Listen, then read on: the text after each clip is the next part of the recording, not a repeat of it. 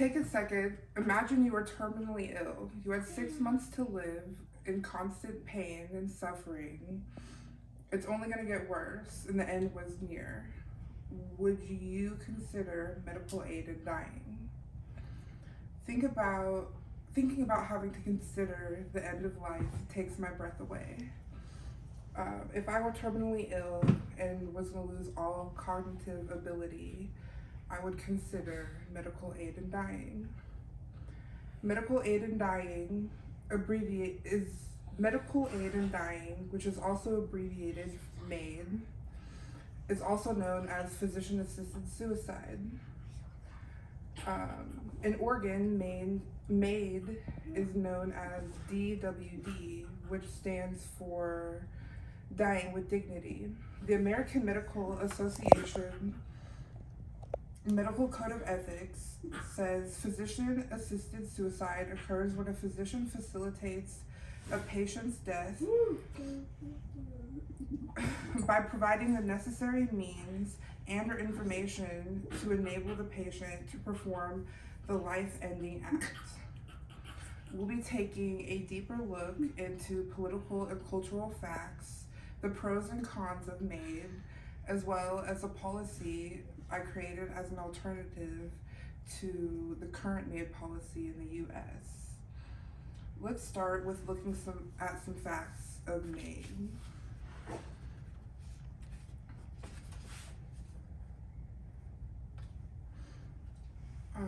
As of 2024, medical aid in dying is legal in 11 states, Tennessee not being one of them.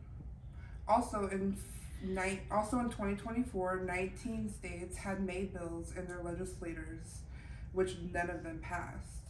According to Compassion and Choices, a nonprofit organization that dedicates their time to improving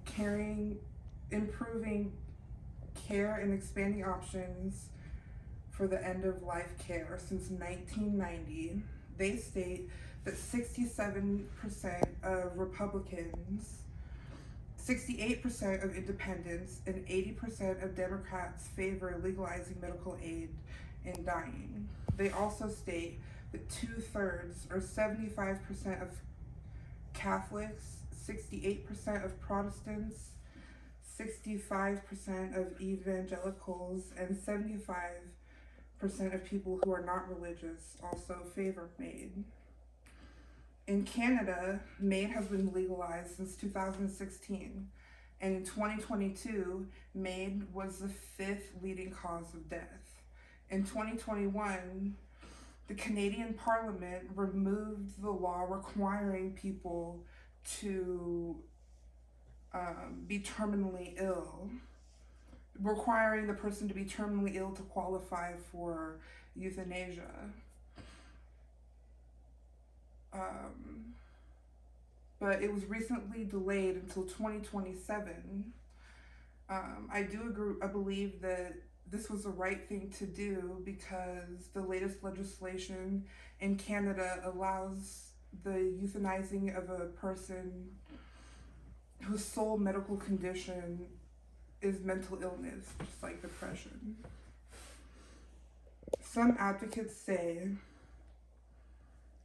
the practice of MAID brings dignity and a sense of humanity to death. While on the opposite end of MAID, opponents say the practice can open the door to more suicide, as well as the physician's responsibility will be at odds. Let's take a look at the pros and cons of medical aid in dying. Starting with the cons, a con of MAID makes elderly, people of color, and people with disabilities more vulnerable to abuse, coercion, and faulty practices. Another con is MAID may be led to bigger policies like euthanasia. And lastly, MAID can be difficult to control if too many physicians and facilities practice this life-ending act. A pro of MAID is it provides an alternative to self-inflicted suicide. MAID protects autonomy, and MAID is the patient's choice. It should never be forced or persuaded. Only about 1 in 300 deaths occur with medical aid in dying in the U.S. where it's legal. Among these patients who receive the medication, only about 1/3 choose not to take it. However, proponents say it comforts people to have the option.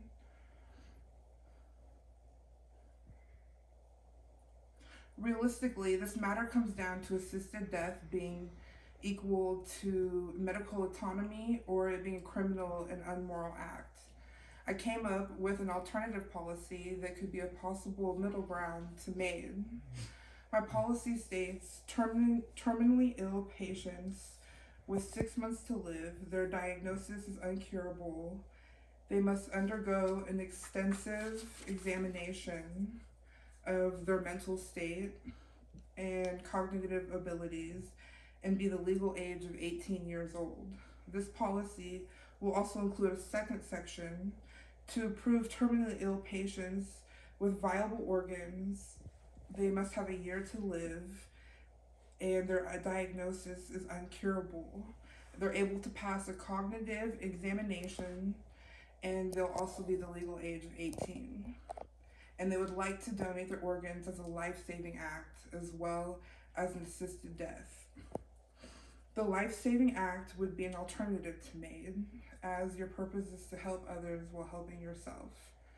Also, limiting the number of physicians in each state qualified to approve and administer the life-ending act to 5 physicians in 5 facilities in each state. This outweighs the possibility of abusing the system and coercion, as well as policies leading to euthanasia. So far, I've explained facts on MAID, pros and cons on MAID, as well as a policy I created. I have introduced to you these facts and thoughts on medical aid in dying to persuade you on a matter I hope none of us ever have to think about. Some people do have to make this decision when it comes to the end of their life. This presentation may bring you awareness to you or knowledge of simple facts. Either way, thank you for listening.